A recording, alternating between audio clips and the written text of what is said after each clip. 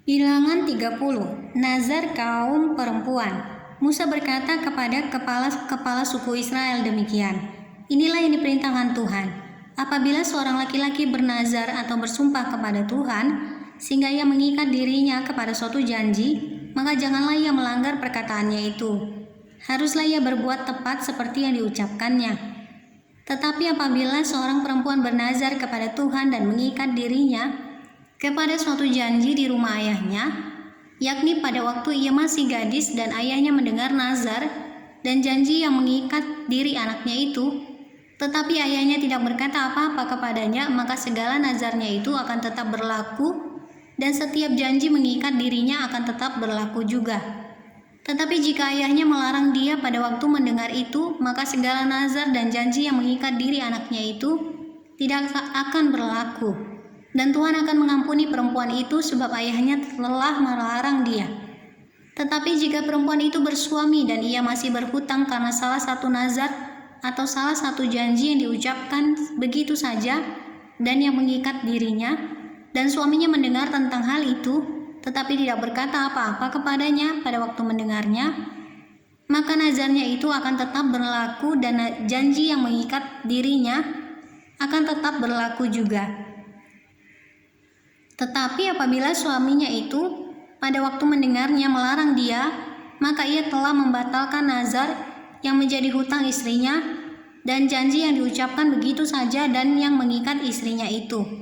Dan Tuhan akan mengampuni istrinya itu. Mengenai nazar seorang janda atau seorang perempuan yang diceraikan, segala apa yang mengikat dirinya akan tetap berlaku baginya.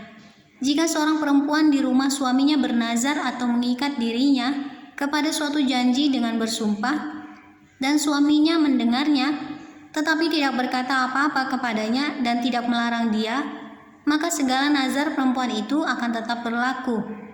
Dan setiap janji yang mengikat diri perempuan itu akan tetap berlaku juga.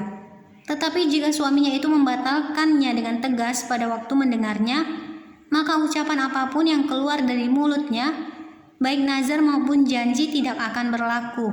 Suaminya telah membatalkannya, dan Tuhan akan mengampuni istrinya itu. Setiap nazar dan setiap janji sumpah perempuan itu untuk merendahkan diri dengan berpuasa dapat dinyatakan berlaku oleh suaminya atau dapat dibatalkan oleh suaminya. Tetapi apabila suaminya sama sekali tidak berkata apa-apa kepadanya dari hari ke hari, maka dengan demikian ia telah menyatakan berlaku segala nazar istrinya atau segala ikatan janji yang menjadi hutang istrinya. Ia telah menyatakannya berlaku karena ia tidak berkata apa-apa kepadanya pada waktu mendengarnya. Tetapi jika ia baru membatalkannya beberapa lama setelah didengarnya, maka ia akan menanggung akibat kesalahan istrinya.